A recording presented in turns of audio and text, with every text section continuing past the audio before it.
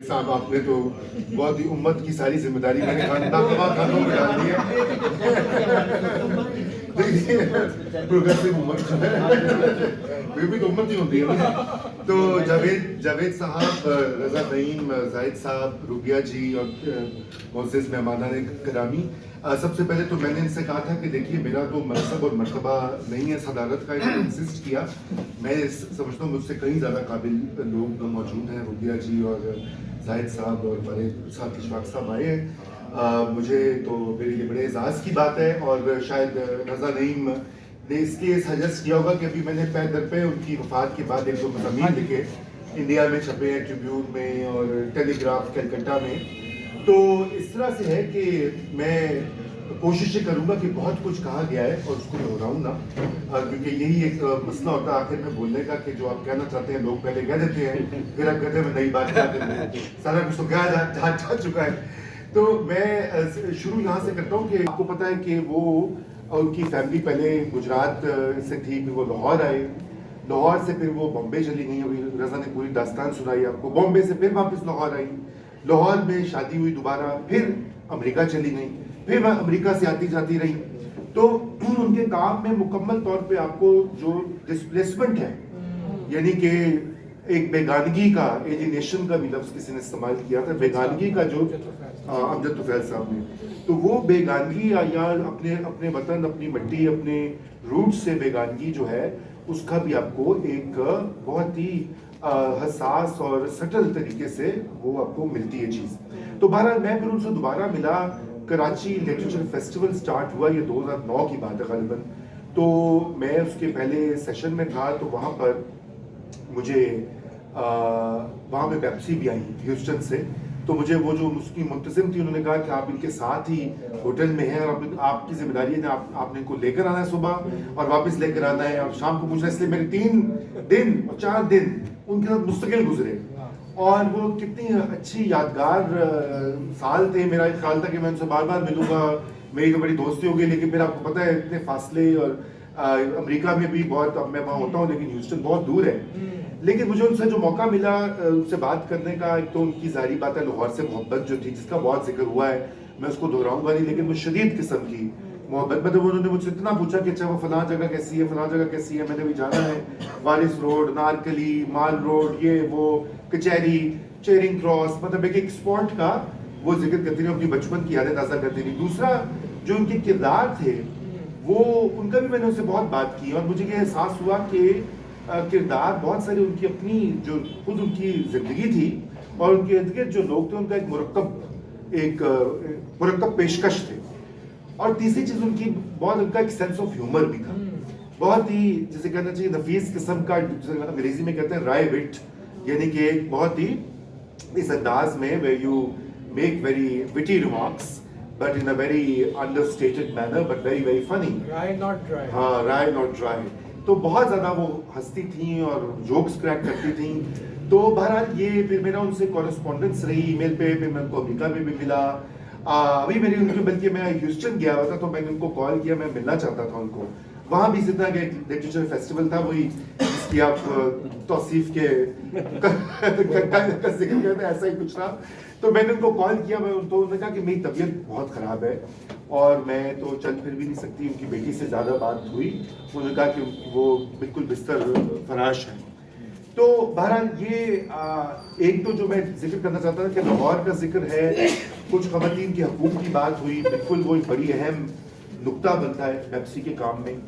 आप देख लीजिए कि जितनी ज़्यादा, और इस अंदाज में कि वो रज़ा हवाला दे रहे थे वैफ का कि वो माल रोड पर दुपट्टा जलाने वाली फेमिनिस्ट नहीं थी, ठीक है ना। वो बहुत ही, जिसे कहना चाहिए, एक हसास और बहुत ही सटल उनका एक फेमिनिस्टिक विजन था।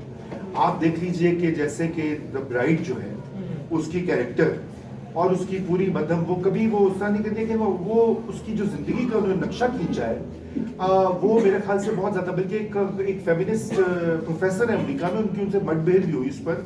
उन्होंने कहा जी कि आपने पाकिस्तान को बड़ा स्टीरियोटाइप किया है। तो फिर उन्होंने कहा कि एक्चुअली पेप्सी ने बताया कि ये एक रियल कैरेक्टर के ऊपर बेस्ड स्टोरी। फिर जो आया है क्रैकिंग इंडिया या आइस कैंडी मैन, اس کا ذکر ہوا. آیا کا بھی آپ کردار دیکھ لیجئے, اور اس میں بھی بچی جو ہے لینی, از خود آپ اس کی دیکھیں, ایک چھوٹی سی بچی ہے, اور اس کی ایک جو اٹھان ہے, اس کی جو نظریہ ہے, اس کی جو آنکھ ہے, اس کی جو محسوس کرنے کا انداز ہے, وہ بہت ہی عمدگی سے پیش کیا گیا ہے. تو یہ, اور پھر اس کے بعد امریکن بریٹ اور یہ پروئٹرز, اس میں بڑے اسٹرانگ کیریکٹرز ہیں.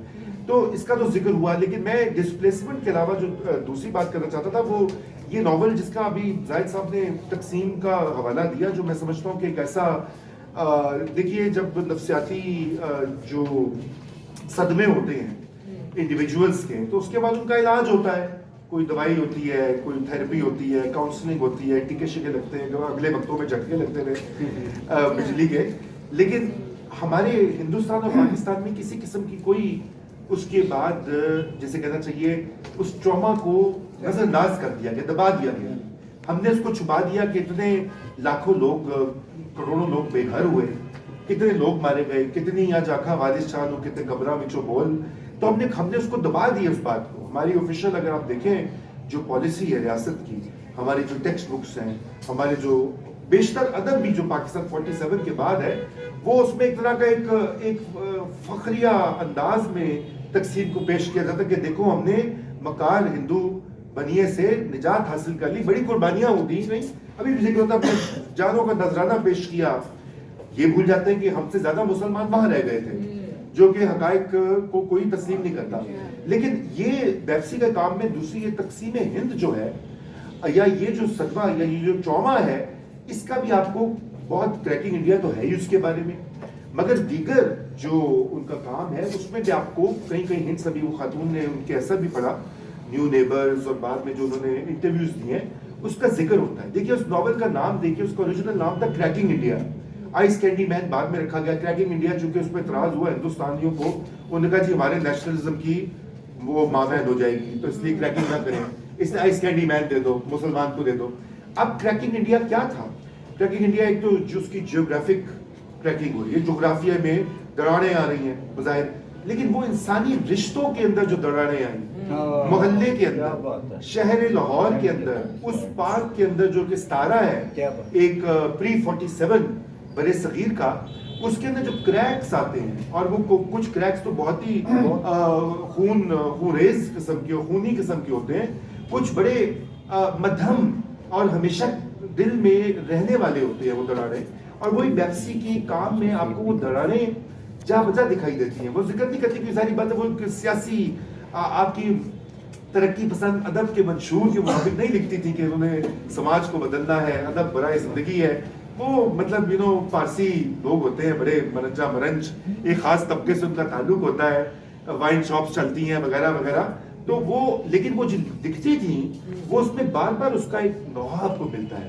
کریکنگ انڈیا میں تو بالکل ملتا ہے. اچھا, اب اس کی چوتھی خاصیت کیا ہے کام کی؟ میں نے کبھی نہیں روکا, لیکن آپ کی اس جگہ پہ جو ہے نا میری زندگی کا ایک اہم چیز جو ہے پھنسی ہے آگے, وہ یہ ہے کہ لوگ کہتے ہیں مہاجر, میں کہتا ہوں بینگ لاہوری, ٹھیک ہے, میں کہتا ہوں میں بھی تو مہاجر ہوں. جی آپ بھی مہاجر ہیں. بیپسی بھی مہاجر ہوئی, بیپسی بھی مہاجر, بیپسی بھی اسی مہاجرت کا ذکر کر رہی ہے جو کہ جس کا میں ہوں, بالکل, یا میری family. My mother used to tell me کہ اس کی ایک سہیلی پر جی میری دادی, ان کی بہن ہر وقت نام لیتی تھی. کہنے کا مقصد ہم یہاں بیٹھے بیٹھے تقسیم ہو گئے, کچھ نے سفر کر لیا. سفر بالکل تقسیم تو ہوئی نا. یہ جی آپ نے اس پوائنٹ پہ بہت اچھی, آپ نے شکریہ اضافہ کرنے کا. اور میں یہی بات کر, دیکھیے ایک تو ہجرت ہوتی ہے, ایک میں اس میں اور مزید کہ ہجرت در ہجرت کا جو عمل ہے وہ بھی بڑا یہ ہجرت بڑی نجائز تھی, اس کا کوئی جواز نہیں تھا, قائد اعظم نے کوئی نہیں کہا تھا. چلو وہ کرنا کے بعد, اچھا لیکن میں کوئی ہجرت نہیں, میں بیپسی کی گال ختم کر لینا پھر.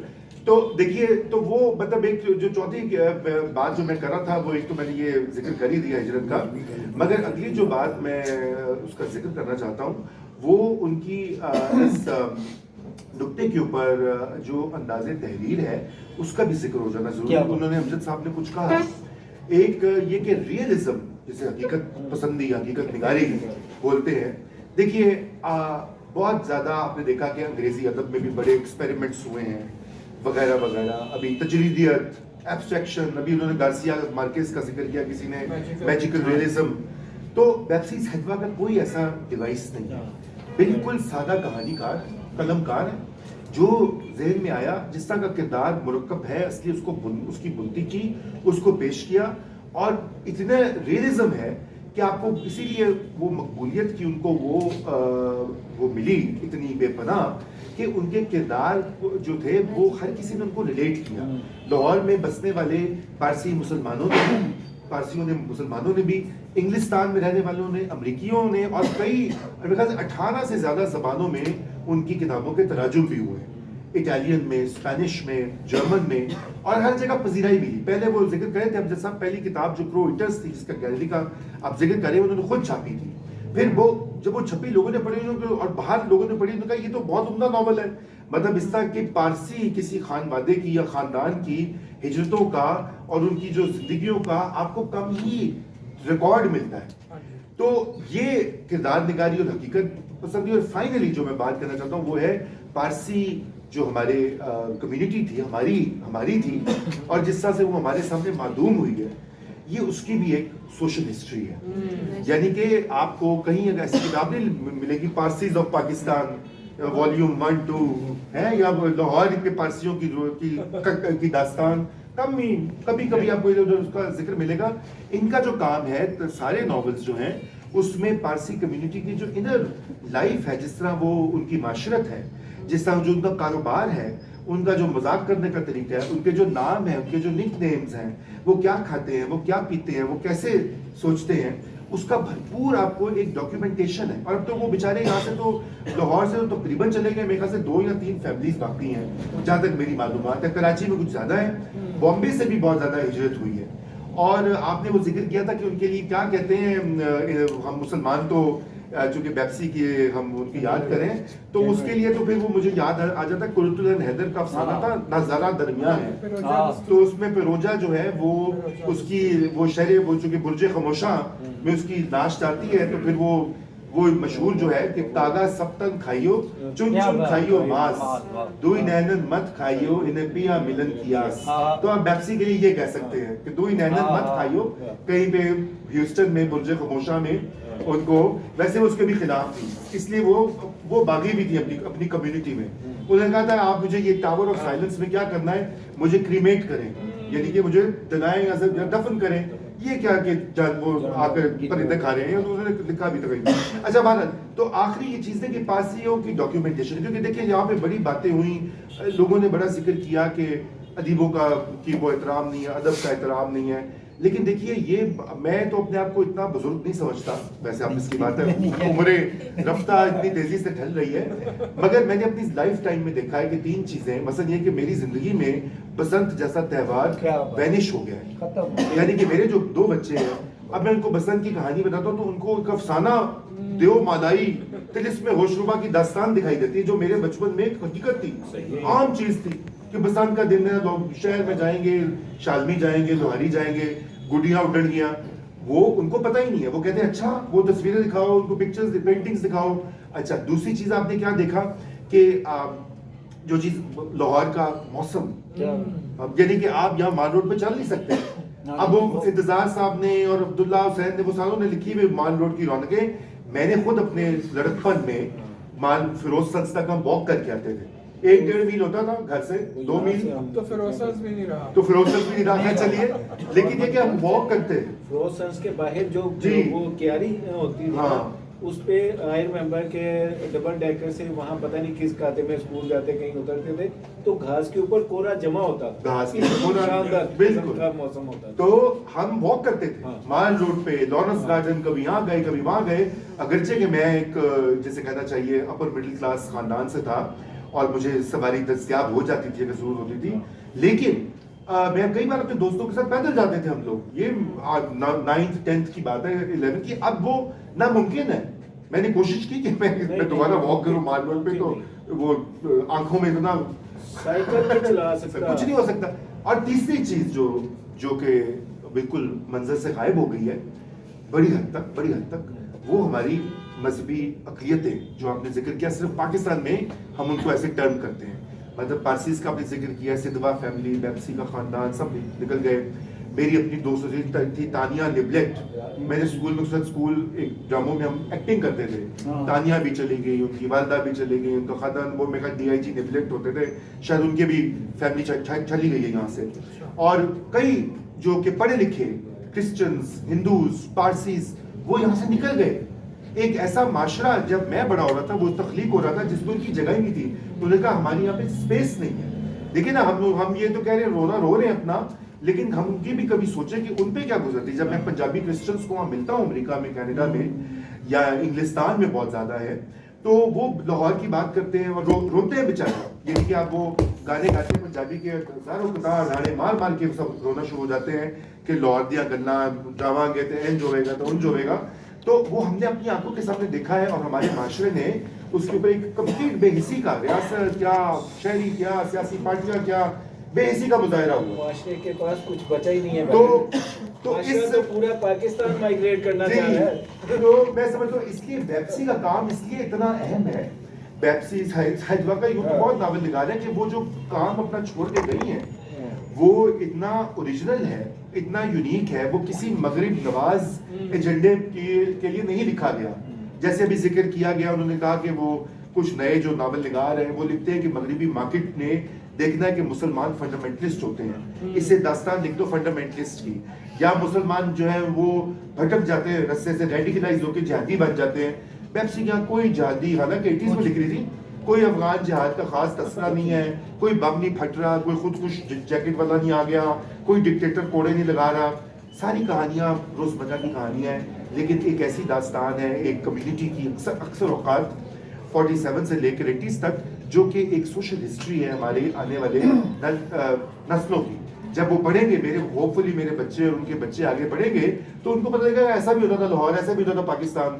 تو میں سمجھتا ہوں, اور پھر دیکھیے جو بات پہلے بھی گئی میں اس کو دہرانا چاہتا ہوں, اور وہ یہ کہ ان کا مقام پاکستان کے ادیبوں میں اس لیے بہت اونچا ممتاز ہے کہ ابھی کی جتنی یہ پوری کراپ ہے انگلش رائٹرز کی, یہ ان سے کہیں پہلے انہوں نے لکھنا سٹارٹ کیا. میں نے 70s کی بات ہے, 77 78 کا تذکرہ ہے, اور وہ بھی, اور اس سے یہ اس وقت یہ بہت سارے بڑے بڑے نام منظر پہ نہیں تھے, شاید پیدا بھی نہیں ہوئے گے کچھ.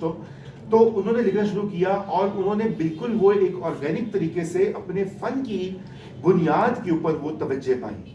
ان کو کوئی بہت بڑا پبلشر اویلیبل نہیں تھا, ان کو 9/11 کے دھماکے جو وہ ٹاورز گرے وہ ایسا جیو پولیٹیکل کوئی انسیڈنٹ بھی میسر نہیں تھا, ان کو بامبے کے اٹیکس بھی میسر نہیں تھے کہ جب دنیا کی توجہ پاکستان اور اس کی جہاد انڈسٹری پہ آئی. یہ اس سے بہت پہلے کی باتیں ہیں, اور اس سے پہلے وہ اسٹیبلش ہو چکی تھی, اور اس لیے انہوں نے اپنی ڈگر نہیں بدلی. اور آپ اسے لاہور کا چونکہ ہم نے ذکر کیا, وہ city of sun and splendour کی بھی بات ہوئی, تو اس میں بھی جو تراجم ہے دیکھیے وہ بہت ایک خوبصورت مرقع ہے, ایک گلدستہ ہے.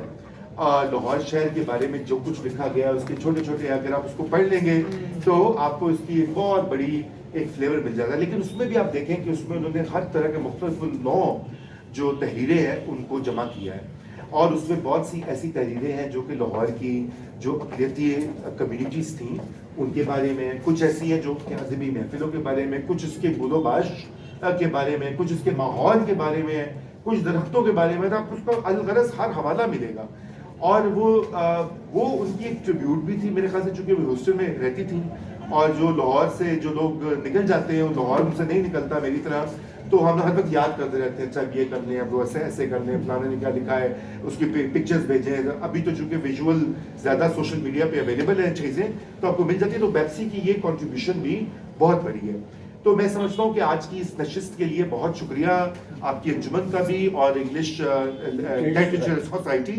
میں ذکر ہو چکا تھا لیکن آج جب پہلی بار ملاقات بھی ہوئی, اور بہت سارے میرے خیال سے دیکھیے یہ افسوس زیادہ نہیں کرنا چاہیے دونوں طرح پہ, کیونکہ جیسے وہ پہلے کہہ کے گئے اگر 5 لوگ بھی سوچنے سمجھنے والے ہوں تو کافی ہوتے ہیں ایک معاشرے میں. دنیا میں اکثر تبدیلی 5-6 لوگ ہی لے کر آتے ہیں انسانی تاریخ میں, کوئی جتھے نہیں لے کر آتے. جتھے جو ہیں وہ انتشار کرتے ہیں, ٹھیک ہے نا, جیسے ابھی اسلام آباد میں ڈی چوک پہ انہوں نے کوشش کی, تو جتھوں پہ مت جائیے. چند لوگ اور چند خیالات جو ہیں وہ تبدیلی کا موجب بنتے ہیں. دوسری بات, آپ بھی رضا بار بار کہتے ہیں کہ فلاں کا دن ہے, بڑا افسوس کا دن ہے. دیکھیے بڑے عظیم شاعر جو ہیں ان کا ہم افسوس نہیں کرتے, ہم ان کو سیلیبریٹ کرتے ہیں. ہم ان کو جے مالا پہناتے ہیں, نذرانہ پیش کرتے ہیں, ہم کہتے ہیں ہم آپ جیسے بن جائیں, باقی لوگ بھی آپ کے رنگ میں ڈھل جائیں. اس لیے میں سمجھتا ہوں کہ ان کی وہ ایک ذاتی لیول پر بالکل افسوس ہوتا ہے. ہماری بہت سی تصاویر لگی ہوئی ہیں ہمارے جاننے والوں کی, لیکن میں سمجھتا ہوں کہ ہمیں پیپسی کو سیلیبریٹ کرنا چاہیے کہ ایسی ایک وہ ایسی لڑکی جو پولیو کی سے بچپن سے جو رضا نے ایک بڑا دردناک نقشہ کھینچا کہ وہ مطلب ان کے لنگڑاتی تھیں, ان کے پہلے شوہر نے کہا کہ تم تو نہ بول سکتی ہو نہ چل سکتی ہو, اور اس کے باوجود انہوں نے کہا کہ انہوں نے کیا کیا, 2 شادیاں کی, اتنا زیادہ ادبی شاندار ادبی کیریئر کیا, ہجرتیں کی, گھر بنائے, یونیورسٹیوں میں پڑھائی, اپنا نام کمایا, بڑے کام کی بات ہے. تو چنانچہ میں تو سمجھتا ہوں کہ بہت بڑی رول ماڈل ہے مردوں اور عورتوں دونوں کے لیے. تو اس لیے میں نے کہا تھوڑی سی تصحیح کر دوں آپ کی اسی بہانے. Federal advisory council for minority affairs میں میں اور وہ ممبر رہے. اچھا, آپ اور وہ ممبر زبردست. اور ہم اکٹھے یہاں سے جایا کرتے تھے. بہترین بہترین. اور پھر یہ ہے, میں ان کا بھی پوائنٹ کا جواب دے دوں پھر میں آپ سے. یہ میں اور جاوید صاحب جو آپ نے بات کہی ہے مافیاز کی, دیکھیں بات یہ کہ پاکستان کی المیہ جو ہے 47 سے آج تک وہ یہی رہا ہے کہ ترقی پسند سوچ جو ہے اس کے اوپر پہرے قدغنے کریک ڈاؤنز کیے. آپ نے تو رضا نے اس میں بہت کچھ لکھا ہے, تراجم کیے ہیں. تو ریاست کا ایک رویہ بڑا رہا مخاصمانہ, یعنی کہ انہوں نے کرش کر دیا. یہ تو پوری تاریخ ہے. لیکن ابھی جب کہ تھوڑی سپیسز کھلی ہیں 1980 جنرل ضیاء الحق کی رحلت کے بعد, رخصت کے بعد, تو وہ اس کے بعد جو سپیس کھلی اس میں انفارچونیٹلی لیفٹ نے اپنے آپ کو ری آرگنائز نہیں کر سکے. ایک تو ذاتی جو ذات کے گرد گھومنے والی پارٹیاں ہیں وہ اس قدر وہ فرقہ واریت کی بنیاد بن گئی ہیں کہ مطلب آپ نے, ہم کہتے ہیں جی 72 فرقے ہیں اور فلانا مولوی فلانا نماز نہیں پڑھتا, ایسے فلانا لیڈر فلانا بہنا نہیں, ٹھیک ہے نا جی, گل نہیں کرتے. اچھا کرتے نہیں تو کہتے ہیں جی میں تو لینن ہاں, تو ٹروٹسکی ہے, تو ماؤ ہے, تو فلانا ہے, تو وینج ہے, تو وہ الجھے رہتے ہیں. کتنے مر گیا لینن, مر گیا ماؤ, انہوں نے مٹیاں ہوں تسی پاکستان چاہیے ہو. اے تو مارکسزم ایک کیا ہے کہ سوات ایک تغیر کو ہے زمانے میں, سکون محال ہے قدرت کے کارخانے میں. چنانچہ آپ نے مارکس کے جو نظریات اور اصول ہیں ان کو اپنے اس معاشرے 21ویں صدی کے مطابق انٹرپریٹ کرنا ہے, اس کی تشریح کرنی ہے, اور وہ تشریح آپ کریں گے تو پھر ہی کوئی بات بنے گی. اس لیے جو آپ کام کر رہے ہیں جاوید صاحب بہت اہم ہے, کیونکہ یہ یاد رکھیے کہ ادب سے ہی جو ترقی پسندی کا میسج اور روشن خیالی کا, انسان دوستی کا, پیپسی جس کی بہت بڑی علم بردار تھی, اس لیے مجھے خوشی ہے کہ آپ نے ان کا یہ آج منعقد کیا فنکشن. وہ اس کا سب سے بڑا جو اس زمانے میں جو اس کی تشہیر ہوئی وہ ادب سے ہوئی. ترقی پسند ادب جو تھا 20ویں صدی کے اوائل میں, پہلے 4-5 دہائیوں میں, اس کی وجہ سے ہی تو ایک پوری کئی 2-3 جنریشنز پروان چڑھی جنہوں نے اس کار خیر کو آگے بڑھایا. تو اس لیے یہ کام آپ ہی نے کرنا ہے, اور رضا نعیم جیسے نوجوان جو اب ہیں اتنے متحرک اور اتنے ڈیڈیکیٹڈ کہ وہ لگے ہوئے ہیں اپنی نوکریاں چھوڑ چھاڑ کے